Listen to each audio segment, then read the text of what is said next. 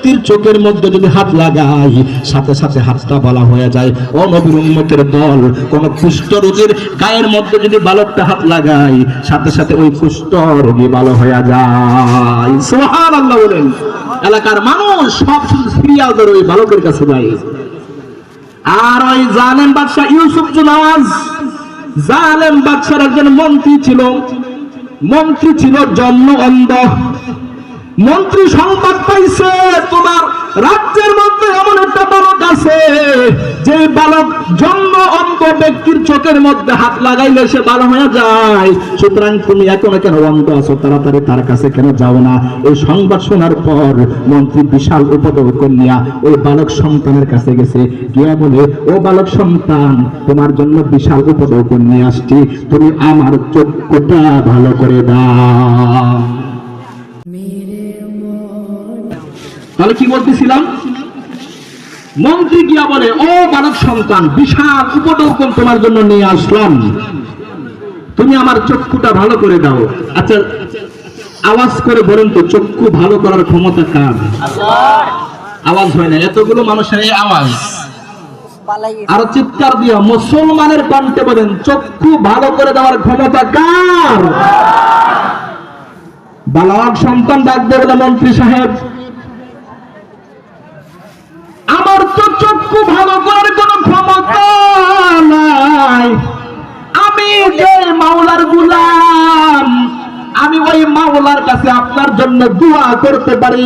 আপনি যদি ওই মাওলার প্রতি ঈমান গ্রহণ করেন, এক আল্লাহর প্রতি যদি ঈমান গ্রহণ করেন, তাহলে আপনার জন্য আমি আল্লাহ তাআলার কাছে দোয়া করতে পারি, আল্লাহ তাআলা আপনার চক্ষু ভালো করে দিবেন। সুবহানাল্লাহ বলেন। মন্ত্রী বলে, শুধুমাত্র ঈমান আনার কারণে যদি দুনিয়ার আলো দেখতে পারি, আমার চক্ষু ভালো হয়ে যায়, তাহলে সমস্যা কি? ঈমান না গ্রহণ যদি করি, তাহলে এই পর্যন্ত আমি দুনিয়াতে আসলাম, দুনিয়ার আলো বাতাস দেখতে পারলাম না। ঈমান আনলেই যদি চক্ষু ভালো হয়ে যায়, সমস্যা কি? ঈমান আনলাম। মন্ত্রী ঈমান গ্রহণ করছে। এবার বালক সন্তান আল্লাহ তাআলার কাছে দোয়া করে, আল্লাহ এই মন্ত্রীর চক্ষুটা তুমি ভালো করে দাও। সাথে সাথে আল্লাহ রাব্বুল আলামিন এই জন্ম অন্ধ মন্ত্রী চক্ষু ভালো করে দিলেন। আদরে কুদরত দারি বরকামাল আনতা রব্বি আনতা হাসবি যুল জালাল, তুমি কাদের জালিলুল্লাহ জাহাদার, বহর হালে তুমি মেরা নেগাহদার। রাজ্য থাকিয়া আমাকে রব না মানিয়া আর কাকে আবার রব মানো, এই রবের পরিচয় তুমি কোন জায়গা থেকে পেয়েছো? তাড়াতাড়ি আমাকে সংবাদ দাও। ওই মন্ত্রী কোনো কিছুতে বলে না, তার পরিচয় দিচ্ছে না। মন্ত্রীকে মারতে মারতে মারতে মারতে একসময় ওই বালক সন্তানের সংবাদ দিয়া দিল, বলে, বাদশাহ, যে বালক সন্তানকে আপনি আপনার রাজত্ব টিকিয়ে রাখার জন্য জাদু বিদ্যা শিক্ষা গ্রহণ করার জন্য পাঠিয়েছেন, ওই বালক সন্তান ঈমান গ্রহণ করিয়া সে নিজে ঈমানের দাওয়াত দেয়, আর তার থেকে আমি ঈমান গ্রহণ করে আল্লাহর পরিচয় পাওয়া গেলাম। সুবহানাল্লাহ বলেন। বাদশার মেজাজ বড় গরম হয়ে গেছে। আরে যাকে আমার রাজত্ব ঠিক রাখার জন্য আমি নিযুক্ত করলাম, সেই নাকি আমার দুশমন। তাড়াতাড়ি সেনাবাহিনী পাঠাইলো, বালক সন্তানকে ধরে নিয়ে আয়। এবার বাদশার লোকেরা বালক সন্তানকে ধরে নিয়ে আসছে। বলে, বালক সন্তান, কি বলো, তুমি কি আমাকে রব মানো না নাকি? বালক সন্তান বলে, কোশ্চিন কালে ওনা সম্ভব না, আমার রব তোমার রব, সবার রব হলে একজন, তিনি কে? আর আমাকে বলেন, তিনি কে? আল্লাহ। আল্লাহ ক্যা মুবারক নাম হায়, আল্লাহ আল্লাহ আশিকু কা কাম হায়, ইয়া ইলাহি তো মেরা মাহবুব হায়, ইয়া ইলাহি তো মেরা মাশউক হায়। আল্লাহু আকবার বলে। বাদশাহ একটা করাতান্ন করাত আগে প্রথমে মন্ত্রী মাথায় ধরছে, বলে, মন্ত্রী ঈমান চাইরা দে, না হয় করাত দিয়া তোকে দ্বিখণ্ডিত করে ফেলবো। মন্ত্রী ডাকতে বলে, বাদশাহ, আমার কলবে এমন মাওলার পরিচয় ঢুকছে, করার দিয়া আমাকে দ্বিখণ্ডিত করে শহীদ করে ফেলতে পারো, এরপরে ঈমান ছাড়বে না। যেরকম সুবহানাল্লাহ। ও নবীর উম্মতের দল, বাদশা মন্ত্রীকে দ্বিখণ্ডিত করে ফেলছে, এবার বালক সন্তানকে ডাক দিয়ে বলে, ও বালক সন্তান, এই যে দেখলাম মন্ত্রীকে কেন হত্যা করলাম, তাড়াতাড়ি ঈমান ছেড়ে দে, না হয়তো কেউ দুনিয়া থেকে খতম করে দিব। বালক সন্তান ডাক দিয়ে বলে, বাদশা, আমি এমন মাওলার পরিচয় পাইছি, এমন মাওলার পরিচয় পাইছি, আমিও শাহাদত বরণ করতে রাজি, এরপরও ঈমান দিব না। ও নবীর উম্মতের দল, বাদশা বলে, বালক সন্তান তাকে মারা যাবে না, অনেক বুদ্ধিমান, তাকে আমার কাজে লাগাইতে হবে। এবার বাদশা বিশাল একটা শক্তিশালী একটা বাহিনী তৈরি করলো, আর বললো, বালক সন্তানকে সবচাইতে উঁচু পাহাড়ের কাছে নিয়ে যাও, আর গিয়া বলবা আমি বাদশাকে রব মানবে কিনা, যদি মানে তাকে নিয়ে আসবা, আর যদি না মানে উঁচু পাহাড় থেকে ছেড়ে দিয়ে তাকে মেরে ফেলবা। জোরে কন্যা আউযুবিল্লাহ। ও নবীর উম্মতের দল, বালক সন্তানটাকে নিয়ে গেল। তাফসীরের কিতাবে লেখছে, এই বালক সন্তানের নাম ছিল আব্দুল্লাহ বিন তামের। আব্দুল্লাহ বিন তামেরকে বাদশার সেনাবাহিনীরা লয়ে গেল, দুনিয়ার সবচাইতে উঁচু পাহাড়ের কাছে নিয়ে গেছে। কে বলে, ও আব্দুল্লাহ, বাদশাকে রব মেনে নাও, না হয় তোমাকে পাহাড় থেকে মেরে ফেলবো, পাহাড় থেকে পালাইয়া তোমাকে মেরে ফেলবো। আব্দুল্লাহ বিন তামের আল্লাহর কাছে হাত তুলে বলে, আল্লাহ, তোমার উপর ঈমান এনেছি, ও আল্লাহ, এই বেঈমানদের থেকে তুমি আমাকে রক্ষা করো।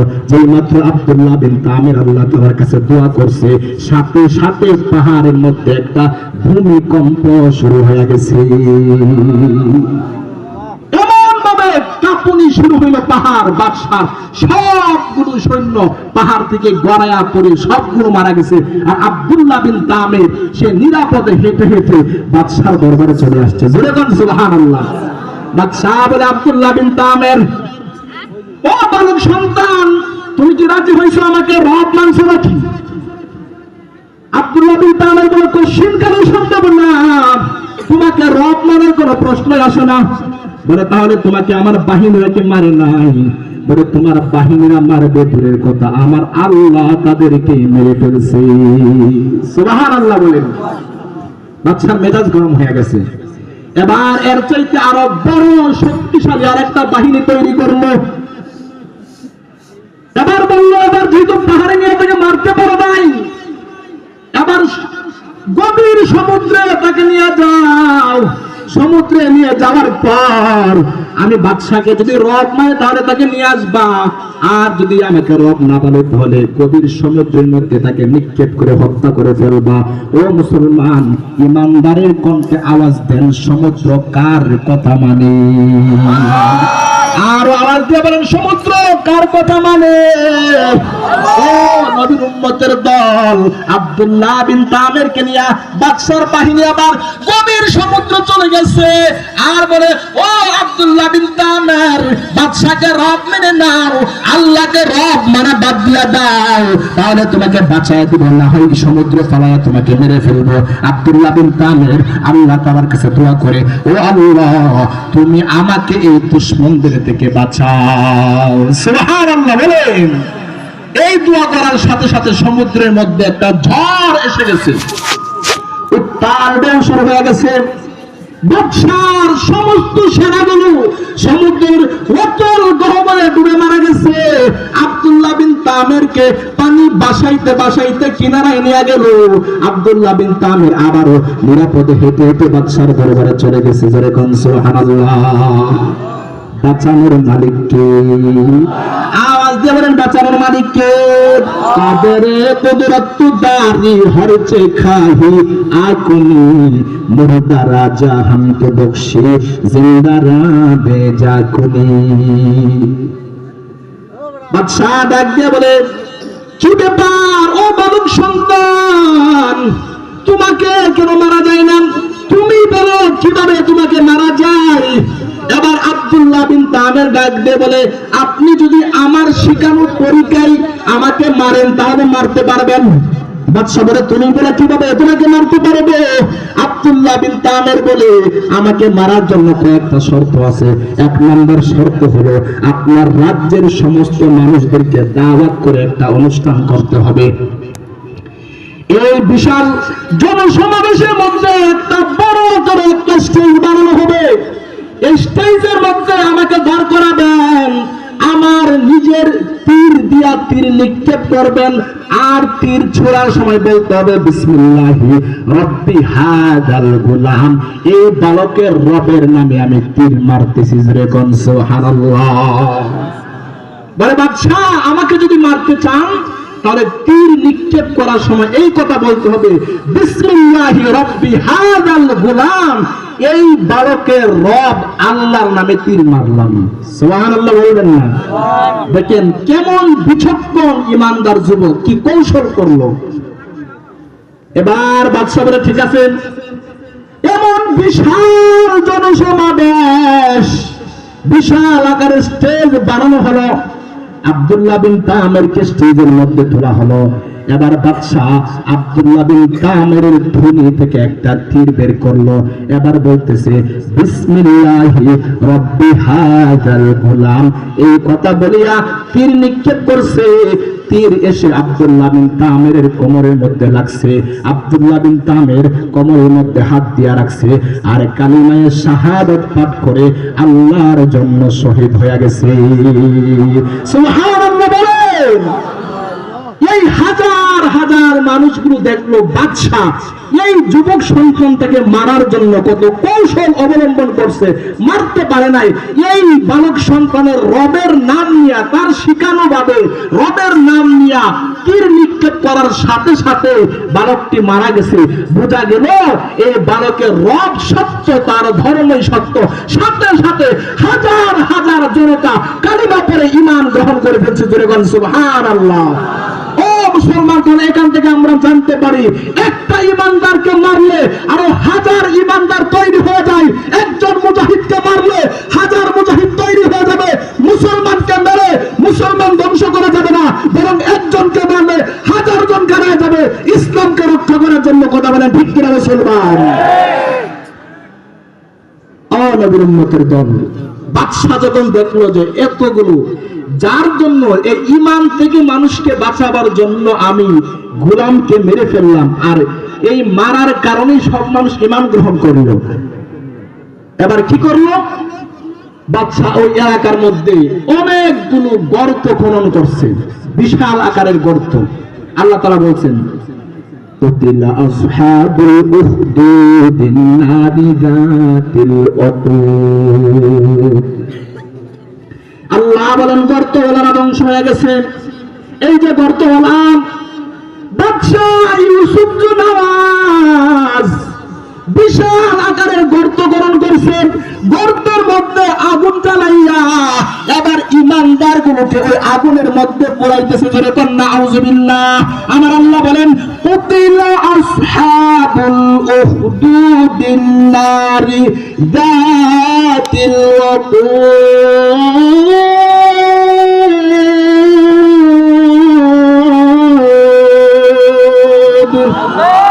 আল্লাহ বলেন গর্তওয়ালারা ধ্বংস হয়ে গেছে। ওই ইমানদার গুলোকে সবগুলোকে আগুনের গর্তে বাদশা পোড়াইয়া মারতেছে। এমন সময় একটা মা, তার খুনের মধ্যে দুধের বাচ্চা, মার অন্তরে দুধের বাচ্চার প্রতি, খুনের বাচ্চার প্রতি মায়া বেড়ে গেছে। সে তার ঈমানটা ছেড়ে দিবে এমন একটা ভাব। এমন সময় আল্লাহ তাআলা তার খুনের বাচ্চার জবান খুলে দিয়েছেন। বাচ্চারা বলতেছে ইয়া উম্মি ইসবিরি ফা ইন্নাকি আলাল হাক্কি। আল্লাহু আকবার বলেন। কোলের সন্তান বলে ইয়া উম্মি, ও আমার মা, ইসবিরি, তুমি ধৈর্য ধারণ করো, ফা ইন্নাকি আলাল হাক্কি, কারণ তুমি হকের উপরে আছো। এই যে আগুন দেখতেছো এটা আগুন না, এটা জান্নাতের বাগান। সুবহানাল্লাহ বলেন। এই কথা মা যখন তার ছোট সন্তানের জবান থেকে শুনছে, ইমানটা আরো মজবুত হয়ে গেছে। মা আর সন্তানকে আগুনের মধ্যে পোড়ায়া ওই বাদশা ইউসুফ নামাজ মেরে ফেলছে। আল্লাহ বলেন কুতিলা আসহাবুল উখদুদিন নারি যাতিল ওয়াকুদ। আল্লাহ বলেন এই পরিকা খননকারীরা ধ্বংস হয়ে গেছে। ধ্বংস কিভাবে? এরপর আল্লাহ তাআলা বলেন ইযহুম আলাইহা কুউদ। এই যে গর্ত খনন করছে, গর্তের মধ্যে আগুন জ্বালায়া ঈমানদারদেরকে আগুনের মধ্যে পোড়াইতেছে। এরা কি করছে? বাদশা এবং তার অনুসারীরা এই গর্তের চারপাশে বৈশা বৈশা দেখতেছে। কি দেখে? ওহুম আলা মা ইয়াফআলুনা বিল মুমিনিনা শুহুদ। ঈমানদারদেরকে কিভাবে পোড়ায়া মারতেছে এটা এরা দেখতেছে। তবে ঈমানদারদেরকে তো পোড়ায় মারতে পারে নাই। আগুনে নিক্ষেপ করার আগে আল্লাহ এদের জানটা কবজ করে ফেলছেন। শুধুমাত্র মরা লাশটা আগুনে পোড়াইছে।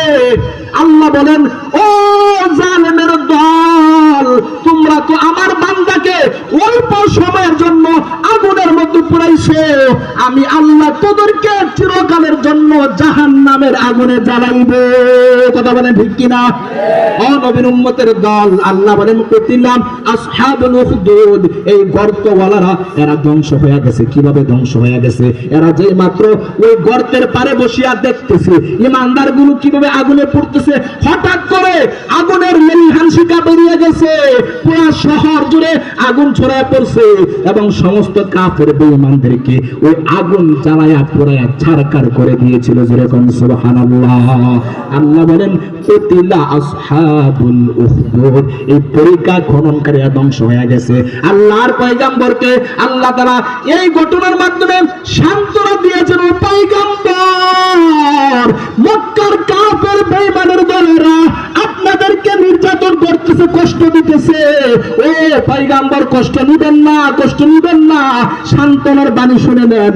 আপনার জন্মের 70 বছর আগে ইয়ামেনের মাজরানের বাদশা ইউসুফ নামাজ যেমন ভাবে ঈমানদারদেরকে হত্যা করার কারণে, পুড়িয়ে মারার কারণ যেমন এরা ধ্বংস হয়ে গেছে, দুনিয়াতেও ধ্বংস, আখিরাতেও ধ্বংস। সুতরাং মক্কার কাফের বেঈমান যারা আছে, যারা আপনাদেরকে কষ্ট দিতেছে, এরাও ধ্বংস হয়ে যাবে। কথা বলেন ঠিক কিনা মুসলমান? আল্লাহ তাআলা বলেন এই যে আগুনে পুড়ে মারছে, এর কারণ কি? আল্লাহ বলেন ওয়ামা নাকামু মিনহুম ইল্লা আইয়ুমিনু বিল্লাহিল আজিজিল হামিদ। আল্লাহ তাআলা বলেন ওয়ামা নাকামু, এরা শাস্তি দেয় নাই ইল্লা, তবে শাস্তি দিয়েছে আইয়ুমিনু বিল্লাহিল আজিজিল হামিদ, একমাত্র আল্লাহ তাআলার উপর ঈমান আনার কারণেই এদেরকে শাস্তি দেওয়া হয়েছে। ও নবীর উম্মতের দল, বর্তমানে ঈমান আনার কারণে মানুষদেরকে জালেমরা শাস্তি দেয়, জালেমরা জুলুম করে, অত্যাচার করে। কথা বলেন ঠিক কিনা মুসলমান? তবে আল্লাহ তাআলা বলেন ও জালেম গোষ্ঠী, স্বৈরাচারী দল, তোমরা তোমাদের জনশক্তি দেখা অহংকার অহমিকা করিও না। কারণ ফেরাউনের জনশক্তি কম ছিল না, নমরুদের জনশক্তি জনবল কম ছিল না, কিন্তু আল্লাহ তাআলা ফেরাউনকে নমরুদকে ধ্বংস করে দিয়েছে। সুতরাং এখনো যারা ঈমানদারদের উপর অত্যাচার করে, জুলুম করে, তোমাদের জনশক্তি দেখা তোমরা অহমিকা অহংকার করিও না। যে আল্লাহ ফেরাউনকে, যে আল্লাহ নমরুদকে ধ্বংস করে দিয়েছে, ওই আল্লাহ এই জামানায় আছে না নাই? আল্লাহ যদি এই জামানায় থাকে, সুতরাং যারাই শুধুমাত্র ঈমান আনার কারণে ঈমানদারদেরকে কষ্ট দিতেছে, ঈমানদারদেরকে জেলখানায় ঢুকায়, ঈমানদারদেরকে আয়নাঘরে ঢুকায়, এই কোরআনের কথা বলার কারণে, ঈমানের দাওয়াত দেওয়ার কারণে ওলামায়ে কেরামদেরকে যারা কষ্ট দিয়েছে, ও নবীর উম্মতের দল, আল্লাহ আছেন। ফেরাউন নমরুদ যেমন ধ্বংস হয়েছে, আল্লাহ এদেরকে ধ্বংস করে ছাড়বেন।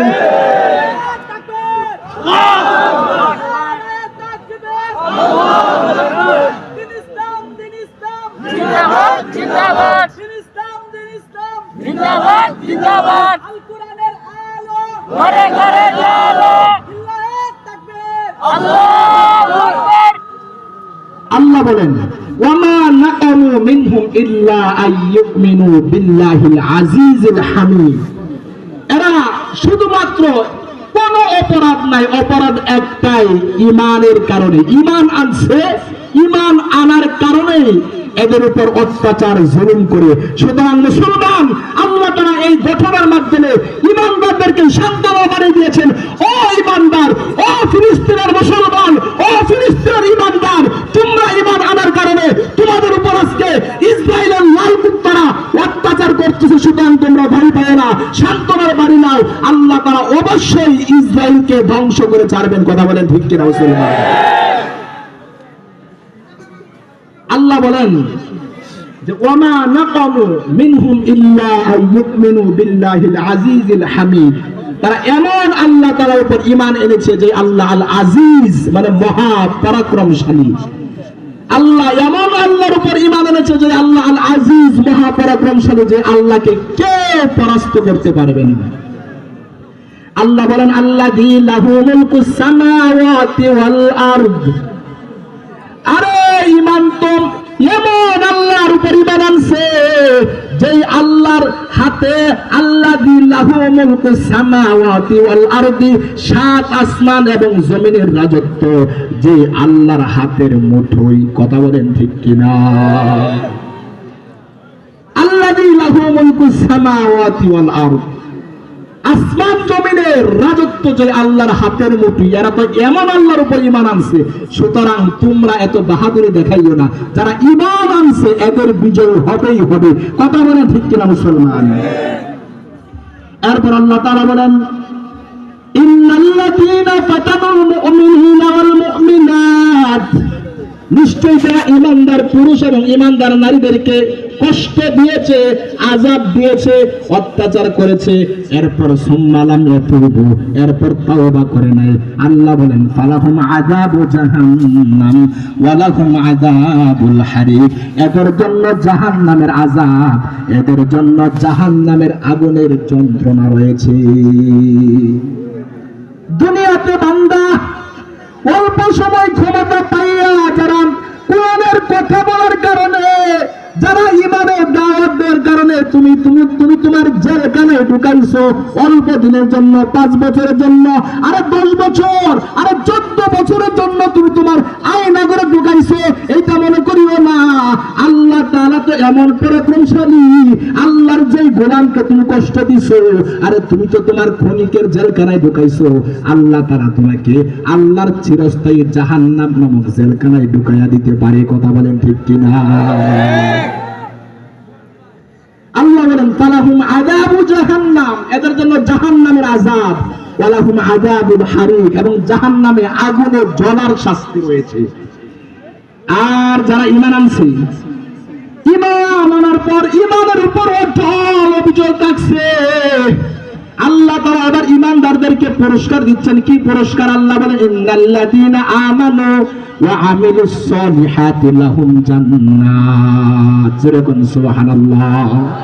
তবে যারা নিশ্চয় ঈমান এনেছে, যারা ঈমান আনছে, ওয়া আমিলুস সলিহাত, এবং নেক আমল করেছে, লাহুম জান্নাত, আল্লাহ বলেন তাদের জন্য রয়েছে জান্নাত। যেরকম সুবহানাল্লাহ।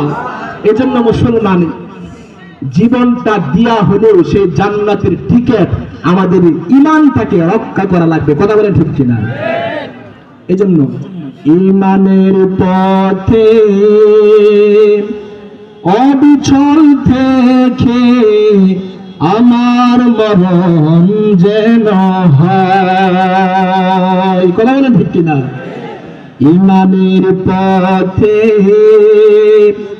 অবিচল থেকে আমার মরণ যেন হয়। তোমারই কাছে মিনতি আমার, তোমারই কাছে মিনতি আমার, মহামহিম দয়াময়, ঈমানের পথে অবিচল থেকে আমার মরণ যেন হয়। বলেন না আমিন। এই জন্য ইমানকে নিয়ে মুসলমান কবরে যাওয়া লাগবে। কথা বলেন ঠিক কিনা? জালেমরা স্বৈরাচারী দল ইমানদারদের উপর অত্যাচার করবে, কিন্তু তাদের জন্য সফলতা নাই। আল্লাহ বলেন কুতিলা আসহাবুল উখদুদ, ওই স্বৈরাচারী জালেম গর্তওয়ালারা ধ্বংস হয়ে গেছে, এরা ধ্বংস হবে।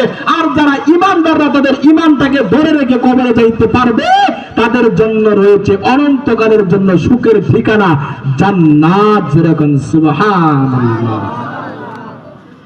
আল্লাহ তাআলা বলেন ইন্নাল্লাযীনা আমানু ওয়া আমিলুস সলিহাতি লাহুম জান্নাত, যারা ঈমান আনছে নেক আমল করছে তাদের জন্য রয়েছে জান্নাত। কেমন জান্নাত? আল্লাহ তাআলা বলেন তাজরি মিন তাহতিহাল আনহার, যে জান্নাতের তলদেশ দিয়া নহর প্রবাহিত হইতেছে। এরপর আল্লাহ তাআলা বলেন এমন জান্নাত, এমন জান্নাত, যে জান্নাতের তলদেশ দিয়া নহর জারি হইতেছে। আল্লাহ বলেন যালিকাল ফাউজুল কাবীর।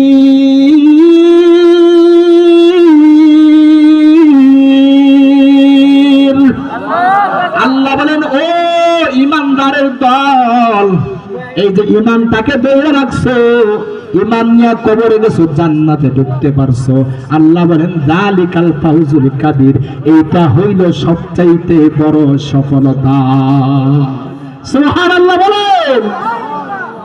কেমন জান্নাত আল্লাহ তাআলা ঈমানদারদেরকে দান করবেন? ও নালিতাবাড়ি মুসলমান, ভালো করে শুনে নেন। ও পর্দার অন্তরালের মা, আমার বোন, অন্তরটা লাগায় শুনেন। আমরা ইমানদার, ইমানটাকে আমাদের কবরে নিয়ে যাওয়া লাগবে। ইমানদারদের জন্য কেমন জান্নাত! আরে ইমানদার দুনিয়ার জমিনে যদি একজন রিকশা চালক হয়, ইমানদার দুনিয়ার জমিনে যদি একজন ঝাড়ুদার হয়, ইমানদার দুনিয়ার জমিনে যদি একজন কি বলবো, একজন যদি ও নবীর উম্মতের দল সবচাইতে নিম্নমানের একজন ব্যক্তি যদি হয়, একজন ঝাড়ুদার যদি হয়, একজন ও নবী দারোয়ানও যদি হয়ে যায়, ও নবীর উম্মতের দল কিন্তু জান্নাতে যাওয়ার পর ও ঈমানদার হয়ে যাবে, জান্নাতের মধ্যে বাদশাহ। সুবহানাল্লাহ বলেন। দুনিয়াতে যদিও তার কোনো সম্মান ছিল না, কিন্তু ঈমান নিয়ে কবরে গেছে, জান্নাতে ঢুকছে, আর জান্নাতের মধ্যে বাদশা হয়ে যাবে। এমন বিশাল আকারের সিংহাসন নিয়ে ঈমানদার জান্নাতে বসে থাকবে। এমন সময় আল্লাহ তাআলার পক্ষ থেকে এক ফেরেশতা যাবে, একটা রেশমি রুমাল দ্বারা একটা ফল পেঁচাইয়া নিয়ে যাবে ওই জান্নাতি ঈমানদার বান্দার সাথে সাক্ষাৎ করার জন্য। বলেন সুবহানাল্লাহ। তো জান্নাতের তার গেটের মধ্যে ফেরেশতা দাঁড়ানো আছে। আল্লাহর পক্ষ থেকে ফেরেশতা যাবে, গিয়া বলবে মনিবের সাথে একটু সাক্ষাৎ করতে চাই। বলেন না সুবহানাল্লাহ। দুনিয়াতে বান্দা রিকশা চালক ছিল, কিন্তু জান্নাতে সে জান্নাতের বাদশা হবে। আর সর্বনিম্ন মানের ঈমানদারকে আল্লাহ এমন 10 দুনিয়ার সমান একটা জান্নাতের মালিক বানিয়ে দিবেন। সুবহানাল্লাহ বলেন না। এবার ওই ধার রক্ষী ঈমানদার জান্নাতের কাছে গিয়ে বলবে ও আল্লাহর বান্দা, আল্লাহর পক্ষ থেকে একজন ফেরেশতা আসছে আপনার সঙ্গে সাক্ষাৎ করার জন্য। ওই জান্নাতি মানুষটা বলবে আদখিলনিহা বিসালাম, তাকে নিরাপত্তার সাথে প্রবেশ করায়া দাও। সুবহানাল্লাহ বলেন। দ্বাররক্ষী দরজা খুলে দিবেন। এবার আল্লাহর পক্ষ থেকে ফেরেশতা রেশমি রুমাল দ্বারা আবৃত গিফট বক্স, উপহার বক্স নিয়ে যাবে ওই জান্নাতি বান্দার কাছে, গিয়া বলবে ও জান্নাতি, আল্লাহ তাআলা আপনাকে একটা উপহার বক্স দান করেছেন। এবার ওই জান্নাতি বান্দা যেই মাত্র রেশমি রুমাল দ্বারা আবৃত গিফট বক্সটা ওপেন করবে, যেই মাত্র খুলবে, তখন সাথে সাথে দেখতে পাবে এটার ভিতরে একটা ফল আছে। জান্নাতি বান্দা ডাক দিয়ে বলে আর এই ফল তো আমার কাছে আছে, কিছুক্ষণ আগেই তো খাইলাম, এইটা পাঠানোর কি প্রয়োজন ছিল? আল্লাহর পক্ষ থেকে ফেরেশতা বলবে ও আল্লাহর বান্দা, আল্লাহ তাআলা বলছেন একটু খেয়ে দেখার জন্য আপনি একটু খেয়ে দেখেন না, যেই মাত্র বান্দা ওই ফল থেকে এক টুকরা খাইবে সাথে সাথে তার অনুভূতিটা এমন হবে জান্নাতের ভিতরে যত প্রকারের ফল সে খাইছে সব রকমের ফলের স্বাদ আল্লাহ তাআলা একটা ফলের মধ্যে ঢুকায় দিছে। জোরে বলেন আল্লাহু আকবার। আর নবীর উম্মতের দল ঈমান নিয়ে কবরে গেলে তুমি জান্নাতের মধ্যে বাদশা হয়ে যাইবা। আল্লাহ তাআলা ঈমানদার বান্দাদের জন্য কেমন জান্নাত বানায় রাখছে জানোনি? আল্লাহ তাআলা জিবরাইলকে বলে, ও জিবরাইল তুমি আমার জান্নাতটা দেখে আসো, আমার ঈমানওয়ালা বান্দাদের জন্য যে জান্নাত বানাইছি জান্নাতটা একটু পরিদর্শন করে আসো। জিবরাইল যেই মাত্র জান্নাতে ঢুকছে, জান্নাত দেখবে, হঠাৎ করে দেখে জান্নাতের মধ্যে বিজলির মতো চমকে উঠছে।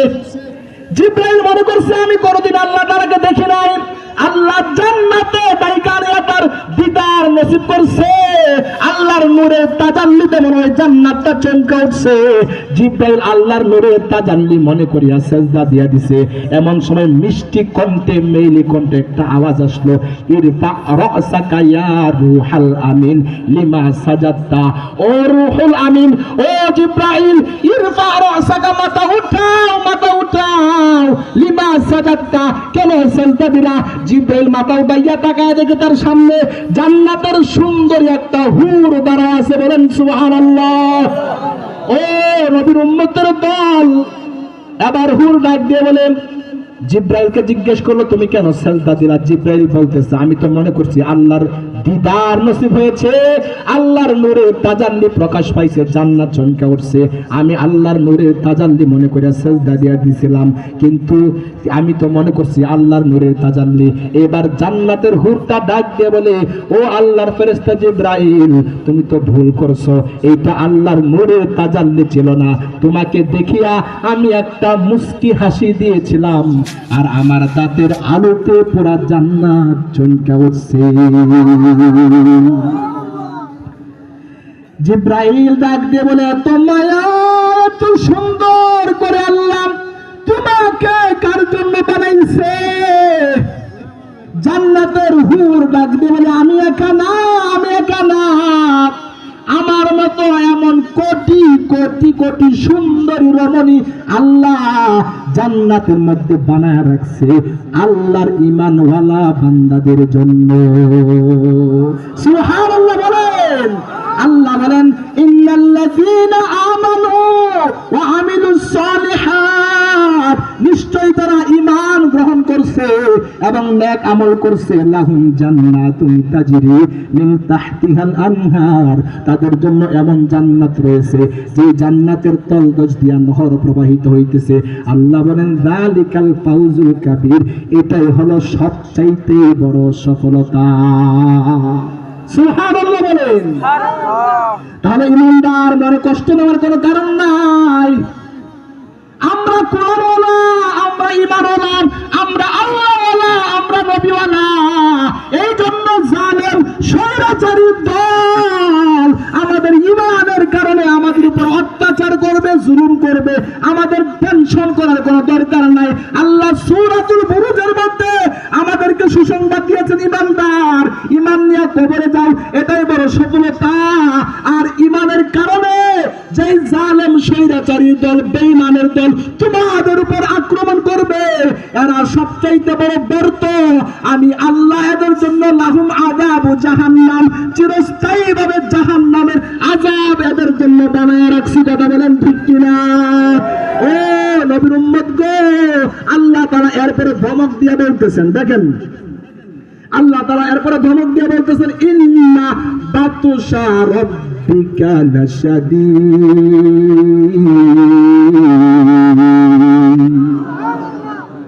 আল্লাহ বলে, নবী হে, ইন্না বাতুশা রাব্বিকা লাশাদীদ, আপনার রবের ধরা বড় শক্ত ধরা। আপনার রব ধরে না, যখন ধরবে এমন ভাবে ধরবে নীল নদের মধ্যে চুবাইয়া ফেরাউনকে মারছে, নমরুদকে ল্যাংড়া মশা দিয়ে মারছে, আল্লাহ তাআলা ধরে না। জুলুম করে জালেমকে সময় দিয়ে আল্লাহ একটু ঢিল দেয়। আল্লাহ তাআলা যখন ধরবে তখন রাতের বেলায় সবগুলা পালাইয়া দেশ ছাড়তে বাধ্য হয়ে যাইবে। উম্মতের দল, আল্লাহ বলেন ইন্না বাতশা রাব্বিকা লাশাদীদ। ও নবী আমার, আপনার রবের ধরা বড় শক্ত ধরা, আপনার রবের পাকড়াও বড় শক্ত পাকড়াও। কথা বলেন ঠিক কি না মুসলমান? এজন্য যারা ইমানদারদেরকে কষ্ট দেয়, এতদিন পর্যন্ত যারা এই কোরআনের মাহফিল বন্ধ করে দিয়েছিল, কোরআনের আলেমদের গলার মধ্যে চেপে ধরেছিল, আজকে তারা কোথায়? কথা বলে ঠিক কিনা মুসলমান? আজকে তারা দেশ ছেড়ে পালাইতে বাধ্য হয়েছে, ঠিক কিনা বলো মুসলমান? তবে শোনেন, একটা কথা শোনাই আপনাদেরকে, যারা কোরআনের বিরোধিতা করছে এরা আল্লাহর জমিন থেকে পালাতে পারবে না। কথা বলেন ঠিক কিনা? আল্লাহর জমিন এরা যেখানেই গিয়ে পালাবে, আল্লাহ সেখানেই তাদেরকে ধরে ধ্বংস করবে, ধ্বংস করে ছাড়বেন। কথা বলে ঠিক কিনা মুসলমান? এরা বাঁচতে পারবে না। একটা কিচ্ছা শোনাই। আমি যখন হাটাজারি মাদ্রাসায় পড়তাম, আল্লামা রহিমুল্লাহ কাসিমি রহিমাহুল্লাহ, তার জবান থেকে, আল্লাহর বান্দা দুনিয়া থেকে চলে গেছেন, তার জবান থেকে একটা কিচ্ছা শুনেছিলাম। দেখেন, এক ব্যক্তি, ওই ফেনী, তার বাড়ি হইল ফেনী, বউয়ের সাথে সবসময় গেলে ঝগড়া করে। কি করে বলেন সবাই? তার বিবির সাথে সব সময় গেলে ঝগড়া লেগেই থাকে। এলাকার মানুষ এই বাড়ির পাশে দিয়ে যখন যায়, রাতে দিনে যেই মুহূর্তে যায়, সব সময় শুধু খালি স্বামী আর স্ত্রী ঝগড়ার আওয়াজ। এই জন্য এলাকার লোকজন এই লোকটাকে ডাকে মাংতা। বলেন সবাই, কি রাখে? মাংতা ডাকে, মাংতা। আর এই বাড়ির নাম দিছে মাংতা বাড়ি। তো হাতে ঘাটে মাঠে বাজারে যেই জায়গার মধ্যে যায় সবাই ডাকে মাংতা আইছে, মাংতা আইছে। তো এই জ্বালাই সে করলো কি, একদিন যে পাসপোর্ট ভিসা করে রাতের বেলায় দেশ ছেড়ে পালায়া পাকিস্তান চলে গেছে। যা, এই দেশের মধ্যে সবাই আমাকে মাংতা ডাকে, আমার ঘরের বউ পর্যন্ত আমাকে মাংতা, সুতরাং এই দেশে আর থাকবো না। এই জ্বালা আর বাঁচি না। পাসপোর্ট ভিসা করে রাতের বেলায় দেশ ছেড়ে পালায়া গেছে কোথায়? পাকিস্তান। এখন ক্ষুধা লাগছে, হোটেলে গেছে না, হোটেলে যাওয়ার পর জিজ্ঞেস করতেছে হোটেলওয়ালা, তু কিয়া মাংতা হাই? মানে তু কিয়া মাংতা হাই উর্দুতে আর অথচ তুমি কি চাও? আর মাংতা মনে করতেছে, হেরা জিগাইতেছে, মাংতা তুই কেমন আছোস? মাংতা বলে, যেই জ্বালায় দেশ ছাড়লাম, এই জায়গার মধ্যে আসলাম, এরপরে এই জায়গার মধ্যে তারে আবার কে টেলিফোন করে বলে দিল আমার নাম যে মাংতা। ও মুসলমান, মাংতা যেমন তার দেশ চাইরা পালায় বাঁচতে পারে নাই, ঠিক তেমনি ভাবে যারা কোরআন ওয়ালাদেরকে কষ্ট দিয়েছে, কোরআনের বিরুদ্ধে আইন পাস করেছিল, এরা বাংলার জমিন থেকে পালায় বাঁচতে পারবে না। আল্লাহর জমিনে যেখানেই গিয়ে লুকাবে, আল্লাহ এদেরকে ধ্বংস করে ছাড়বেন। কথা বলেন ঠিক কিনা?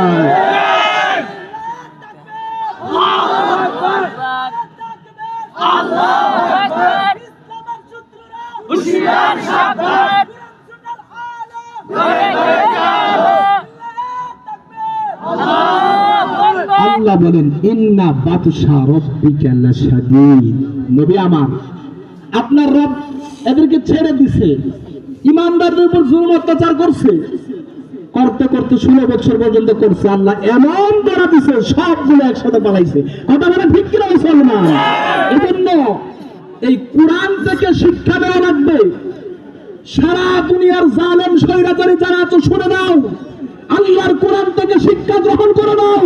জুলুম অত্যাচার করে পৃথিবীর ইতিহাসে কেউ টিকতে পারে নাই, তোমরাও টিকতে পারবে না। কথা বলে ঠিক কিনা মুসলমান? এজন্য আমাদের কোন টেনশন আছে? আমরা কার গোলাম? আমরা কার দলের লোক? বলেন সবাই, হাত জায়গায় বলেন, আমরা কার দলের লোক? নারে তাকবীর! আল্লাহ আমাদেরকে কবুল করে নাও, জোরে বলি আমিন।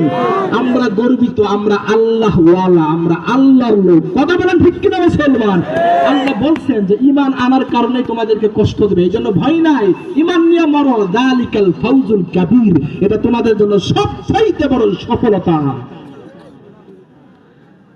এরপর আল্লাহ তাআলা বলেন ইন্নাহু হুয়া ইউবদি ওয়া ইউঈদ। আল্লাহ তাআলা ইন্নাহু হুয়া ইউবদি ওয়া ইউঈদ।